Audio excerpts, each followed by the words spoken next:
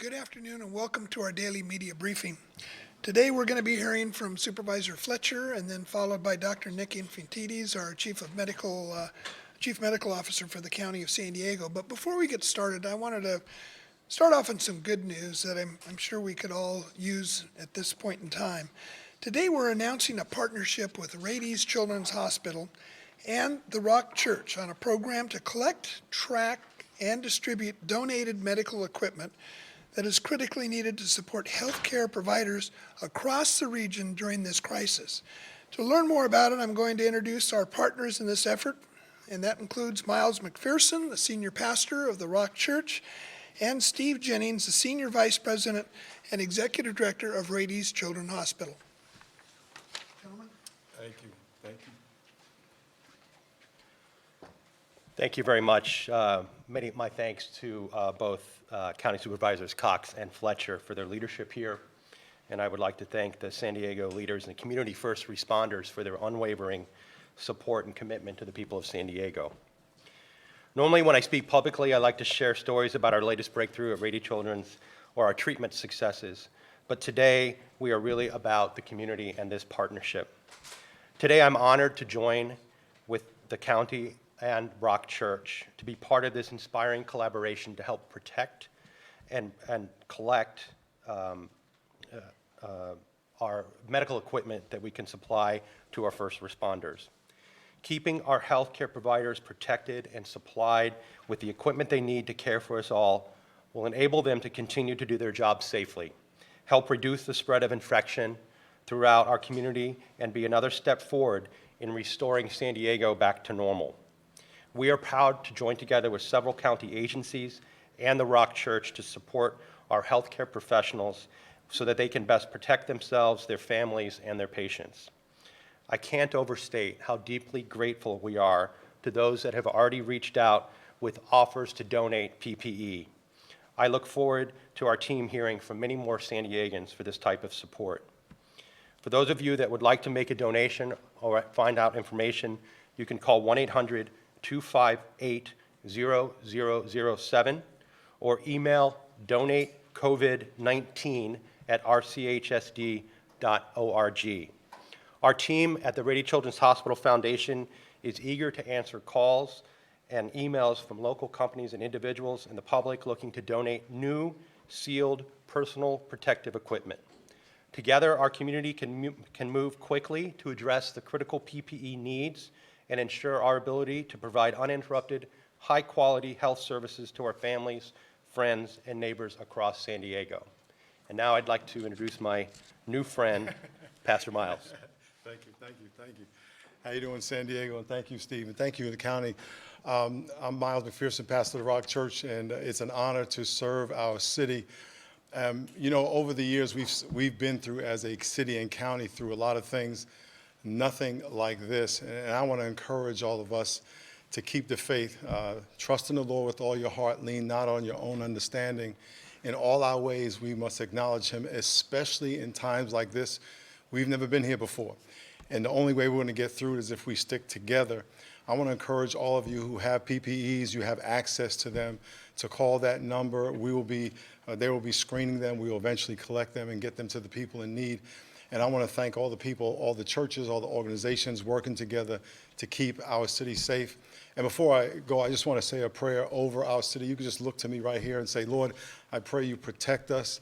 I pray you comfort us. I pray that you calm all the fears of anxiety in all of our hearts. In Jesus' name, amen. Things are going to get worse, so they all say, but today, let's take care of today and not burden our hearts with too much concern about tomorrow. Let's be careful today, take care of ourselves today, be safe today, and I know God's going to take care of tomorrow. Thank you very much.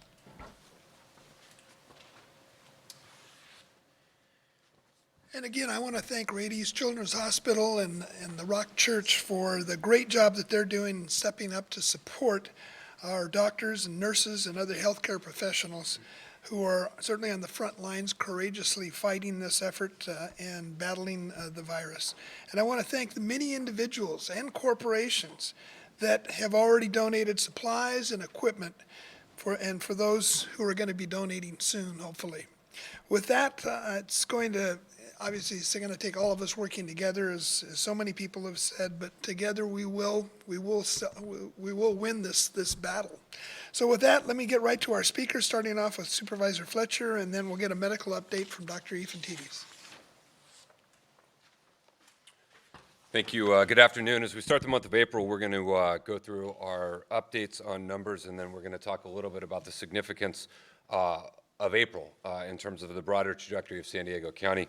Let's start with our total new cases and total cases for present. We have 115 new positive cases. That brings us to a total of 849 for our region. And again, the day-to-day numbers are less important than the week-by-week numbers. And as we progress through this, we'll be in a better position to assess and tell you what all of those mean. Second chart let's take a look at here is the number of tests. And again, we continue to stress that it is the broader trends and not so much the day-to-day numbers because of the way things are batched and reported. I would like to point out there was a story that was out today that said San Diego County is at the very top of California counties and the number of tests being conducted per 10,000 residents. We want more. We will fight for more. We will continue to aim to get more. But the residents of San Diego County should at least be pleased that we are best represented in terms of our testing capacity, and that is a great tribute to our healthcare system partners, our labs, and our county staff. Hotel rooms, not a huge change here. Again, the public health rooms, just to reiterate again, are for individuals who have a positive test, person under investigation, or unique individuals with symptoms awaiting further evaluation. Regional task force on the homeless rooms are for vulnerable homeless or families, and we will continue to assess those. Nurse triage line continues to be called frequently, as you can see on the next slide here. Along with the EpiCall coordination, hygiene kits, we continue to distribute hand washing stations and portable toilets. The next slide is the efforts around our personal protective equipment. This is obviously a subject that is in the news considerably and is greatly on the minds of all of our healthcare providers. We have now moved almost 500,000 N95 masks. These are things that have been sent out of our county door to our healthcare partners, along with, as you see, more than 500,000 gloves, face shields, surgical face masks. We are now well over 1 million items of personal protective equipment that have been distributed. We continue to fight and get more from every possible place we can, and as we get more, we do everything we can to get folks what they need, and those efforts will certainly continue. The last slide we have here in terms of statistics is available ventilators. You can see a slight tick up from yesterday. We're at 533. Again, to put these numbers into context, these will fluctuate every day. We now have 22 of our 23 hospitals reporting, and we greatly appreciate their cooperation as we daily assess the regional capacity and availability. COVID-19 is not the only thing that requires the use of a ventilator, but this is an important metric for where we are as a region. And so we are at 533. Our number in our county stockpile ready to deploy has ticked up to 80. Again, the ones we have out for service get returned, and add to that, along with the requests that we have from the state of California. We do not know how many of those will be fulfilled, and the 125 that we have ordered that we are simply awaiting shipment. We will continue to monitor this as we do a variety of healthcare statistics, and we'll continue to keep you updated. Now, I want to spend a minute talking about the month of April, and the importance that this month plays. And I would like everyone to just take a pause for a minute as we appreciate the start of a new month in a period of time in which the days all run together, and it's easy to kind of lose track of where we are relative to when this started. We absolutely and unequivocally believe that the month of April is the month that will determine our trajectory as a region. We believe this is the month that will determine if we end up like Italy and New York, or if we find ourselves through a better pathway and a better direction. And so the month of April, we are calling it for it to be a month of aggressive, intentional action. It is time for San Diego as a region to fully and 100% commit ourselves to the actions that are in all of our control. And the things that we do in the month of April will determine which way we go and how we meet this challenge. For those San Diegans who have taken the order seriously, and we know there are so many of you out there that are staying at home, that are ensuring physical distancing of 6 feet or more, that are adhering to the hygiene standards, that are following the medical guidance, that are living every day of your life with intentionality in doing everything you can to stop the spread of this. For those San Diegans, we thank you. We appreciate you and we value you. And we ask you to hang in there and continue those efforts as we move forward. Your actions will save lives. But we also know that there's some San Diegans out there that have not quite bought in to the seriousness of the issue in front of us. They have not quite subscribed to the vital importance. They have not quite understood how their actions impact others. And for these San Diegans, we plead with you and we ask you that the month of April is the time in which we must all come together. We must all make an absolute, unequivocal commitment that we will shoulder our share of the load. And if we do these things in the month of April, then we believe that we can avoid the scenes and situations which you see playing out in other regions of our country. The scenes of individuals standing in line trying to access a hospital. The things that you see on the news or you frequently see, like in the state of New York, where there simply is not enough healthcare capacity because the spread has gotten too great. The things you see where individuals are being triaged in mass rooms. The things you see when areas that are not designed to be hospitals are what have to be converted into hospitals. For our region to avoid this fate and this direction, we have to spend the month of April focused on action, aggressive, sustained action for the entirety of the month. If we do this through the month of April, that will give us the best hope that we can come out of this and return to some sense of normalcy by the summer. If we do not, then the modeling, the statistics, the trajectories could lead us in a very bad place. In light of this, in the coming days, you should expect to see additional action from the County of San Diego to continue our commitment and to really reinforce this theme of the importance of the month of April. There's been a lot of discussion around masking. We saw Riverside County move forward with a change in posture.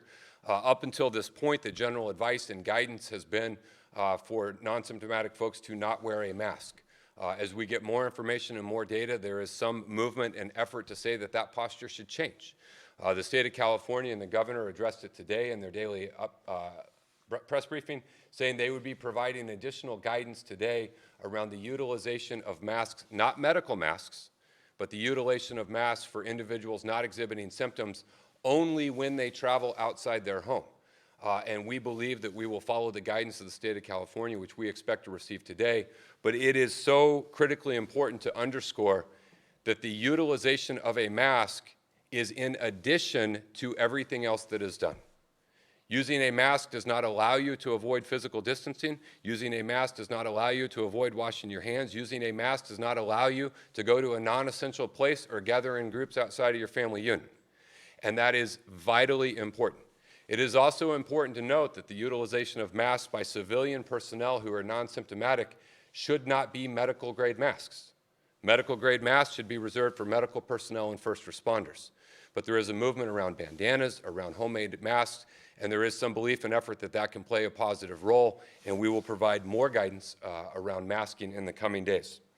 We also are working with law enforcement around efforts to increase enforcement. While we are so grateful that the majority of you are following the advice and guidance that have been heeded, the reality is many folks are not. And in the coming days, we will have messaging from law enforcement around their stepped-up efforts to enforce the physical distancing along with the non-essential closures and other types of efforts. And as a county, we are reviewing and looking for additional opportunities to further tighten, clarify, and enhance existing orders to ensure that as a region, we are doing everything that we can. We did start our efforts earlier, both in declaring a state of emergency and public guidances and banning on mass gatherings, and we know that the efforts are working. They are lowering the spread versus if we had done nothing. We have seen some positive results, particularly around flu cases, but the simple reality is we face a horrifically contagious virus with COVID-19, and the reality is this is the point at which we will make a choice on which direction we go. And so we are asking for the public to spend the entire month of April very committed, very focused, very aggressively helping us all come together to stop the spread. And with that, I will turn it over to Dr. Nick Infantidis for his medical report. Thank you.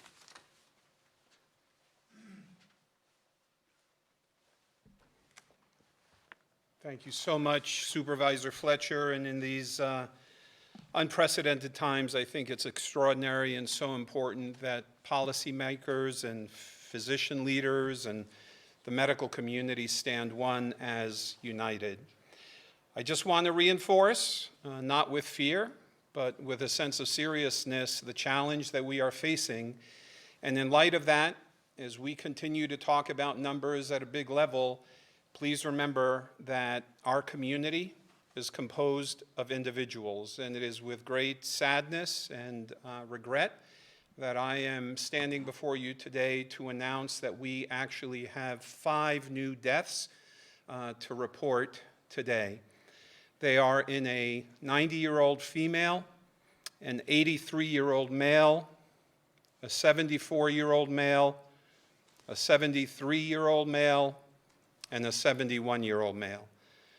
Our hearts, our prayers, our thoughts go out to each and every one of their loved ones. We are very sorry for your loss. For the sake of clarification, I also want to make sure that everybody is aware, and especially those who track the numbers so very carefully, we are now at a total of confirmed cases for San Diego County at 15. But that includes something that was left from yesterday, and that is that we have reclassified one of the probable causes. Yesterday we reported 9 confirmed plus 1 probable. That 1 probable is now confirmed, bringing yesterday's total to 10 with the additional 5 today. That brings the loss of life in our community from COVID-19 to 15 individuals. I'd like to go through the numbers as we have become accustomed to doing, beginning at the global level. The novel coronavirus, which is causing COVID-19, has resulted in over 922,000 positive cases and nearly 47,000 deaths. Nationwide, here in the U.S., we are at 206,000 confirmed cases and nearly 4,400 deaths. Statewide, we are approaching 9,000 confirmed cases and 184 deaths. And as was just mentioned, here in San Diego, we now have 849 confirmed positive cases, which is an increase from those we reported yesterday of 115. Of the total number of cases, 60% are in the age range of 20 to 49. Gender breakdown, 45% are female, 54% are male, and 1% the gender is unknown. 19% have been hospitalized, 8% have been admitted to the intensive care unit, and unfortunately, we are now at 1.8% of the total number of cases having passed away from complications. I'd like to now turn quickly to some of the outbreaks, and because of where we are in the progression of this situation, we are now starting today only going to be reporting out on the positive confirmed outbreaks in our community. We have 2 additional outbreaks to report today, bringing the total to 11 for our region. One of them is at a skilled nursing facility in El Cajon, where we have 1 confirmed case and 3 individuals who are symptomatic and persons under investigation. And in addition to the 3 previous community confirmed outbreaks, we have 1 new confirmed outbreak at the San Diego Police Department that involves just 2 cases, an officer and their partner that are both positive. And I just want to say ahead of time, if there are any questions related to that, they will be referred to the City of San Diego. I'd like to now call for the graphic that we have prepared just to drive home the point of the fact that we are earnestly, and I mean earnestly, working on the concept of modeling. And I want to make sure that everybody fully understands when we talk about modeling what exactly it involves. And this graphic is a very simplified but very poignant summary of what we are trying to accomplish.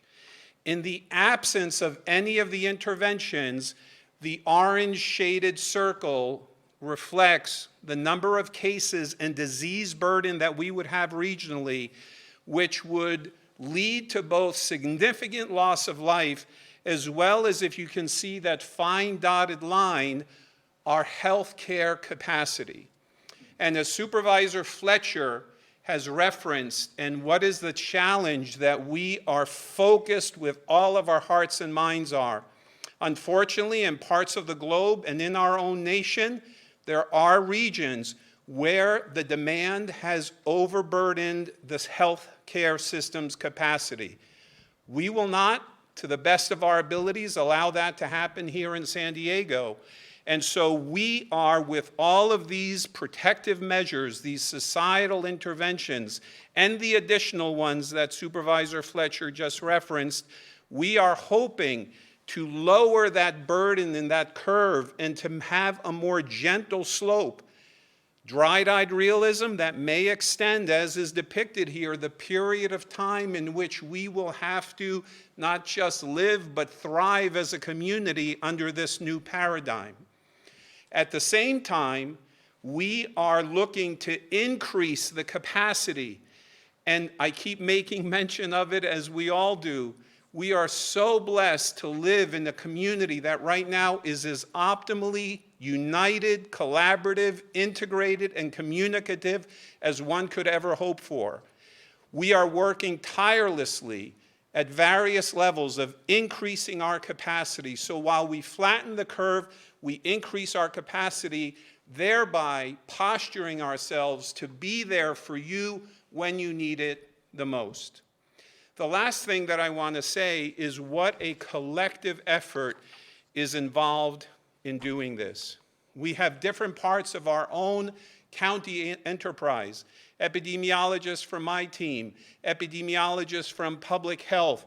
We are in consultation with national and local academic centers, and today, through relationship, I've even reached out to a master actuary, Dave Axine, who is helping us with analyzing these things. We want to try to get this as right as possible, but acknowledging the reality that there are so many moving parts, there are so many factors involved, but we will do our best in order to be informed. And then the last thing, just to reinforce, if I may, because it is so important in terms of what Supervisor Fletcher said. This month is a critical month for us. We all have to be regional health stewards. We have to come together individually for the collective good. We cannot yet promise a date where life will be back to normal, but our capacity to arrive at that date as soon as possible will be determined by all of us as a community of one working together towards that goal.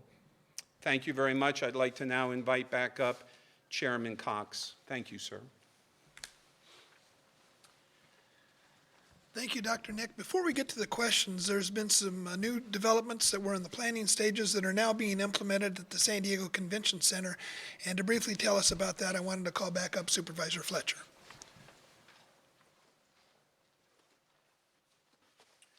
This morning I joined Mayor Kevin Faulkner, Councilmember Chris Ward, the Regional Task Force on the Homeless, CEO of the Convention Center and Homeless Providers, as we announced the opening of the Convention Center. We've taken a number of actions since the outset of this to protect vulnerable communities, seniors, skilled nursing facilities, a variety of others, and a large focus of that has been efforts around the unsheltered and the homeless. Today we took a big step forward in opening the Convention Center with initially around 900 cots available in a physically distanced manner. This gives us the opportunity to provide physical distancing in a number of the shelters throughout San Diego County. There is great concern of individuals who live in congregate care settings that the prevalence of the spread of coronavirus could be very severe.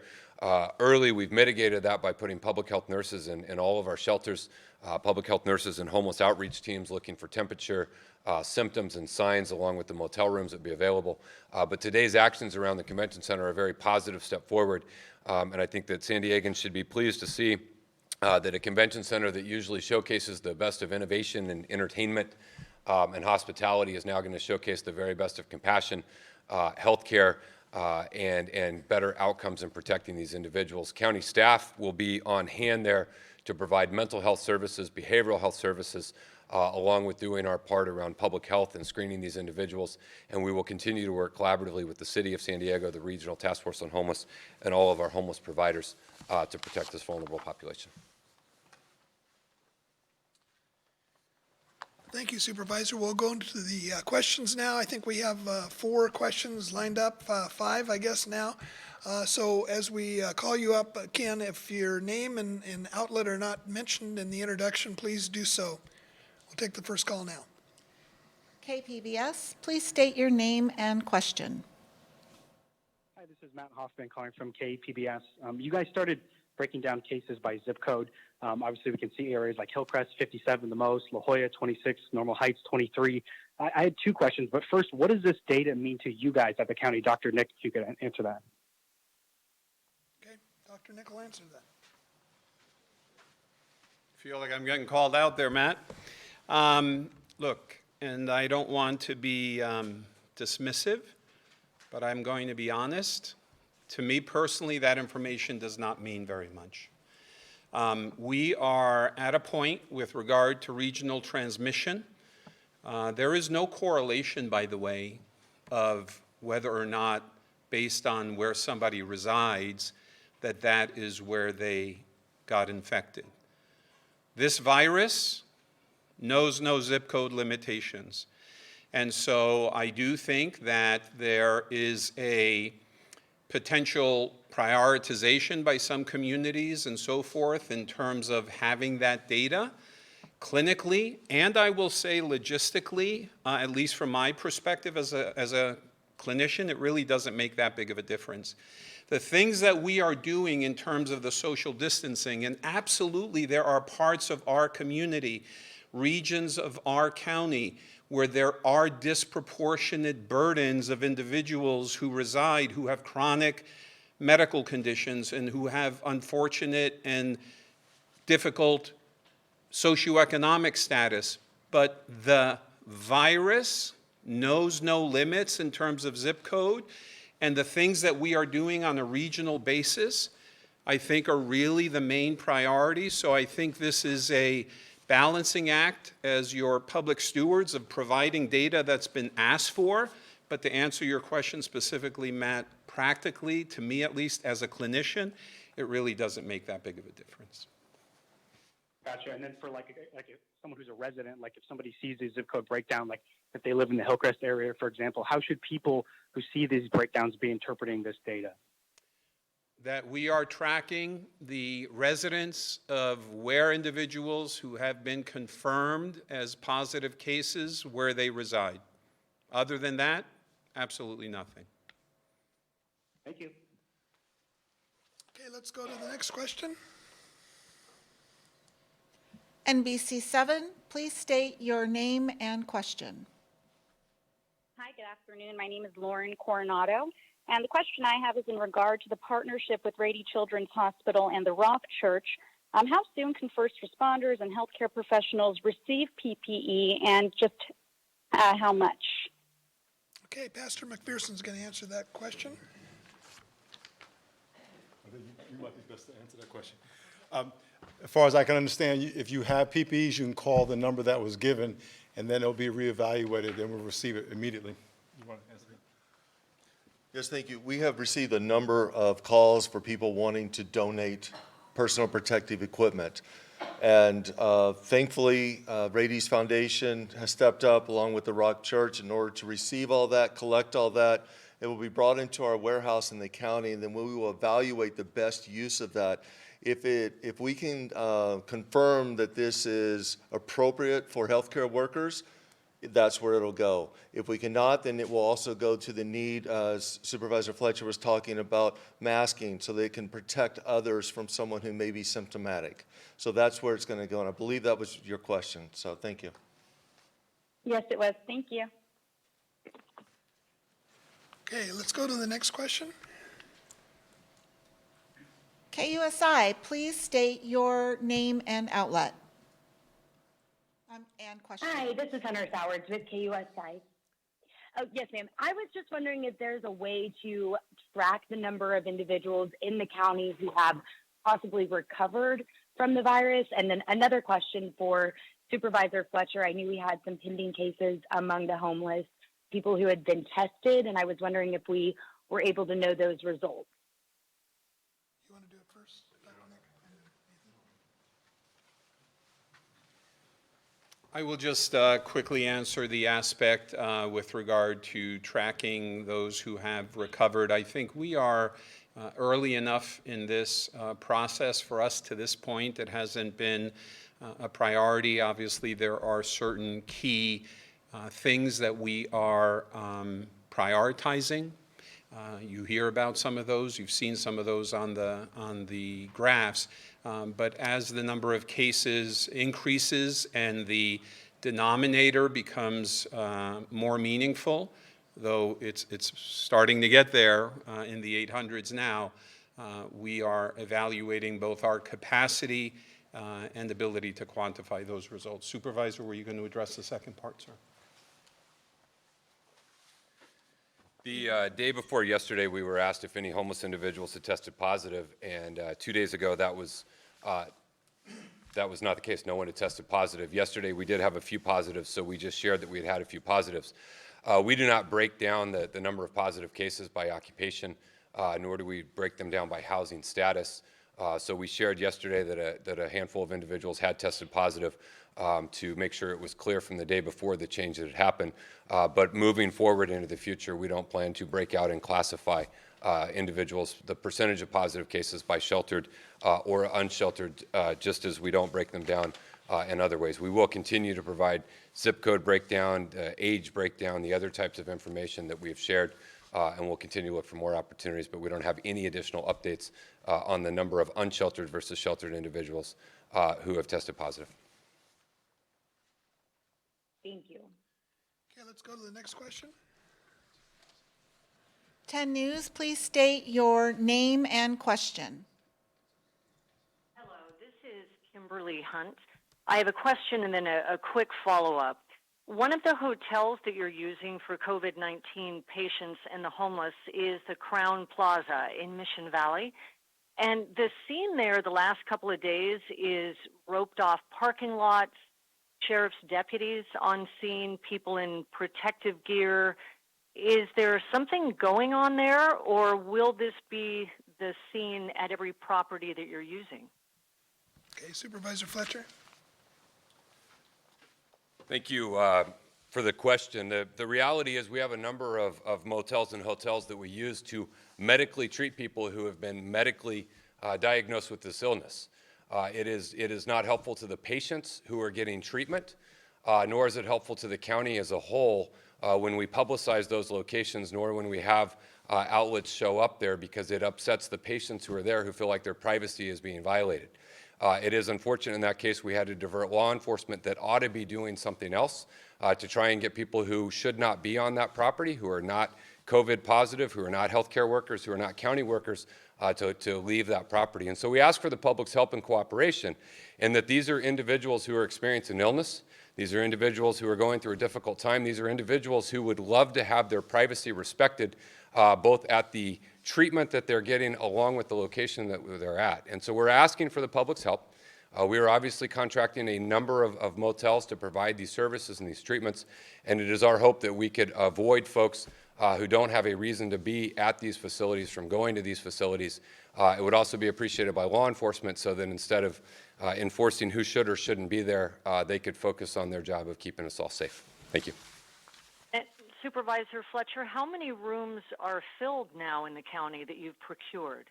If you'll back up the presentation to the slides we presented, you can see the daily update of the totals. We provide those totals on public health rooms and Regional Task Force on Homeless rooms each and every day. So it is 102 of the public health rooms are occupied, and 183 of the Regional Task Force on Homeless rooms are occupied presently. And we'll update that slide every day moving forward and make that information public every day. Thank you. Thank you. Okay, next question. KPBS, please state your name and question. Hi, Hi there, this is Shalina from KPBS. So I was wondering if you could explain a little bit more how testing kits get distributed throughout the county. How is it decided which hospital providers get these testing kits? Do they have to contract out through labs? Do you mind explaining that? Dr. Nick will answer that question. Yeah, thank you very much. You have heard in the national media over the last few days the rapid development and deployment of these testing kits. To my knowledge, and I'm not 100% knowledgeable about anything that's going on, we don't yet have any of those here in San Diego. But from a testing capacity, I would explain it in the following way. There are three broad categories. We have our own public health laboratory with specialized equipment and the capacity to do testing there.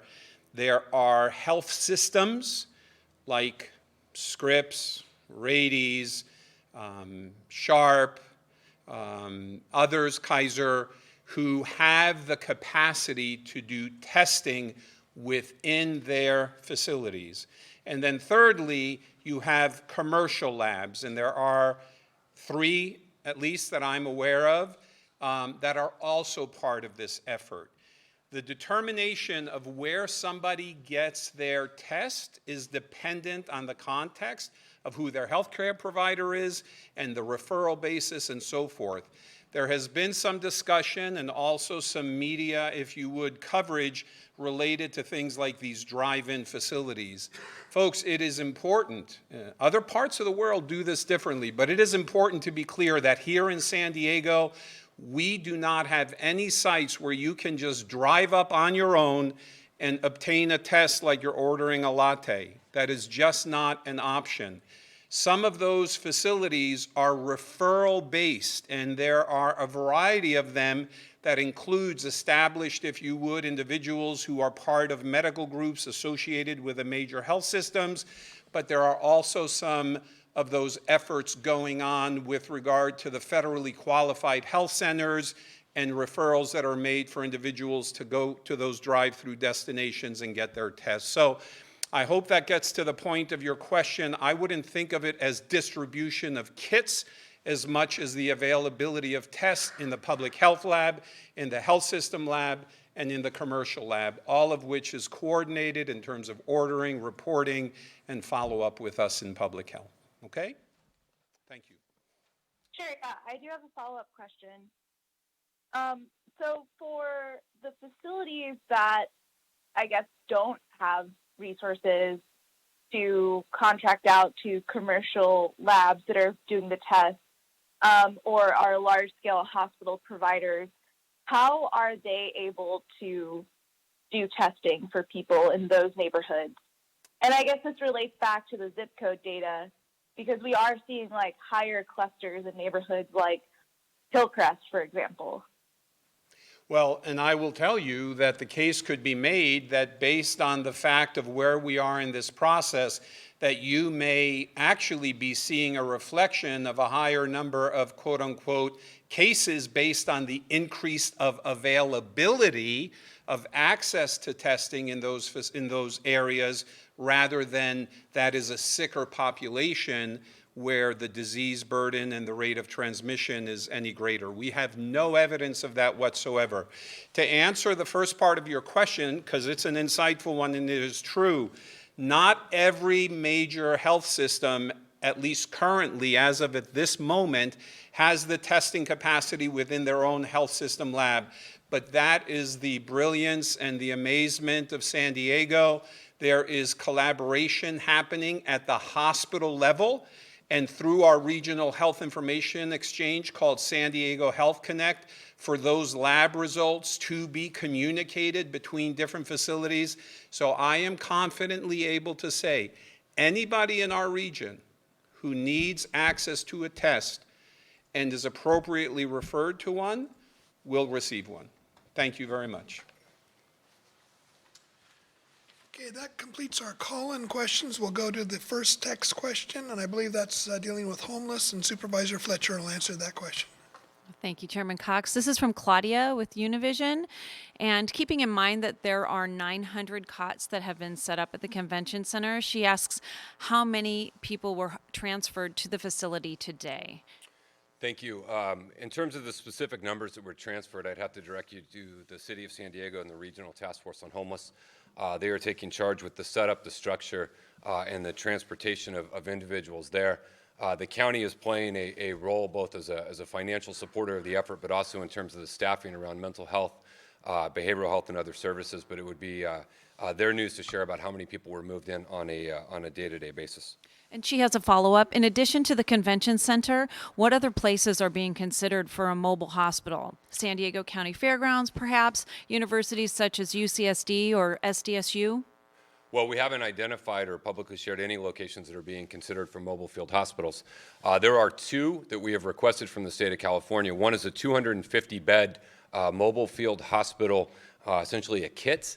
It comes with all of the stuff that you need for a mobile field hospital. Army Corps of Engineers is assessing a variety of sites and will determine what site is best, and then when we're at a point we can share that, we will. Regardless of where those beds are sited, they will be a regional asset that are designed to help the entire region. We've also requested, separate from that, a 25-bed hospital unit that comes not only with the equipment but with the staffing, and we will do a similar assessment of the most available sites, and that too, regardless of where it's placed, will be a regional asset to serve our entire region. And so when we have potential siting locations, we will share those. One quick point on the zip codes, just to add on to what Dr. Infantiti said. Yesterday, when we said we were going to make data available by zip code, we were very, very clear that this data does not really tell you much. Because of the continued limitation in testing, we have repeatedly said that the number of actual positives is probably 10 times greater than what we are able to report. As we move into the future with more testing, that delta will narrow. But the reality is we believe there are positive cases in every single zip code in San Diego County. Some areas may have greater access to health care and a doctor who can order that test, and we may have a little bit higher rate because of their access to testing. But if you live in a zip code that has a lot of positive tests, then what you ought to do is stay at home and wash your hands and maintain physical distancing from other folks. If you live in a zip code that our report says doesn't have any, what you ought to do is stay at home. Physical distance. Wash your hands. The reality is this is throughout San Diego County, and you really can't draw a lot of conclusions from the zip code data. We were happy to share it out of an effort of being transparent, but as we stated yesterday, I would not try to deduct too many things from that, particularly at this early stage. Thank you. The next question has to deal with bed counts. I'm going to ask Dr. Infantidis to respond to that question. This question is from Taryn Mento from KPBS. On March 26th, officials shared a chart that showed with interventions, we'd reach a bed occupancy of 50% by early May. Is that still the path that San Diego is on? If I could, I'd like to call up the graphic that I showed at the end of my prepared comments and say this. Look, we are doing everything we can to be responsive to your felt needs, the data requests that we have, and the commitment of transparency that we have as your local stewards. That graph that was discussed on the 26th, I would say is a preliminary one. And so we are now in the process of much further refinement. And it reminds me, as we talk about field hospitals and things, I want to take the opportunity yet again to emphasize the 3S perspective in terms of staff, the most important, stuff, and structure. Just over the course of the last week, in meeting with our regional healthcare leaders and CEOs and CMOs, the responsiveness to those dialogues of the increasing capacity of our healthcare system locally does not make those initial graphs inadequate, but they are probably not as accurate as the ones that we will continue working with into the future. So the concepts are applicable. We are trying to lower the burden of the timing of spreading things out, but also increasing the capacity of our healthcare delivery system at all levels in order to make sure that we are always proactively positioned to make it positively as likely as we can that those who need acute, perhaps more involved health care will be able to have access to it. I have a second part from Taryn. Let me just locate it here. The county put out its influenza watch today that shows 7% of emergency room visits are people presenting with influenza-like illness. Does that figure include people presenting with coronavirus-like illness? Yeah, that's a very good question. We call that the ILI symptoms, and that is something that we are tracking constantly. That is part of the challenge that we are facing with this novel coronavirus. The symptoms are very, very similar. And so we are at a point now where the influenza season by no means is it over, but it is dissipating. But with the increasing numbers of confirmed cases and transmission happening in our community, yes, it is very likely that some of those ILI cases include individuals who have coronavirus, which is part of the reason that we are doing the screening and the, if you would, virtual consultations that physicians and nurses are doing with folks in the comfort and quarantine and isolation of their own home to make sure that those who have those symptoms, who need the testing, perhaps they're not at a point of acuity that they should come to the emergency room, that can be coordinated in all the different mechanisms that we've discussed. Okay?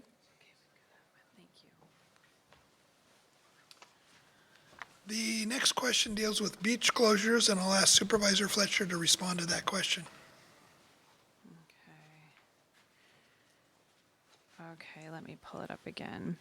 This is from Paul Sisson with the San Diego Union Tribune. There are a few beaches that remain open in San Diego County. Should they close? Well, presently, our public health order tells jurisdictions that if they cannot maintain social distancing, physical distancing at their beaches, parks, or recreation centers, then they shall close. But that decision is ultimately left to the jurisdictions that control those entities. Some have chosen to close them all. Some have chosen to remain open. At the county, we have closed a number of trails. We've closed contact services, playground structures, recreation centers, other areas where we are confident we can maintain physical distancing, we have left those open. So it really is, at this point, a decision for each jurisdiction to make. But the public health order is clear that if jurisdictions cannot ensure physical distancing, then they shall close. But at this point, it is still a decision to be made by each jurisdiction. Okay, the last question we have is on a cruise question, so we'll call Dr. Nick up to respond to that question. Yes, this is from Jennifer Kastner from ABC 10. Passengers who disembarked from the Celebrity Eclipse Monday were able to fly out on American Airlines flight Monday night. Air crews were told Monday that the cruise passengers were cleared. Air crews later learned that cruise passengers got a letter dated Monday that they were exposed to one cruise passenger who tested positive. Cruise passengers were told to self-isolate and not travel.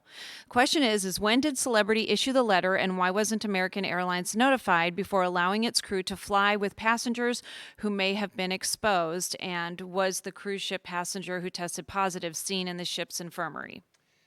Let me just answer this by saying the following, that those are a lot of detailed and appropriate questions. Dr. Eric McDonald, who would normally potentially be in a position of responding to some of those, is, as we speak, unable to be here because of ongoing conversations happening with Port, State, CDC, national leadership in terms of this unprecedented issue. I truly, it's not hiding anything, I just don't have any of the specific answers. Your questions with regard to timing, as far as Celebrity, I would refer to Celebrity. As far as airlines, I would refer to the airlines. Truly not information that I have available. I'm sorry.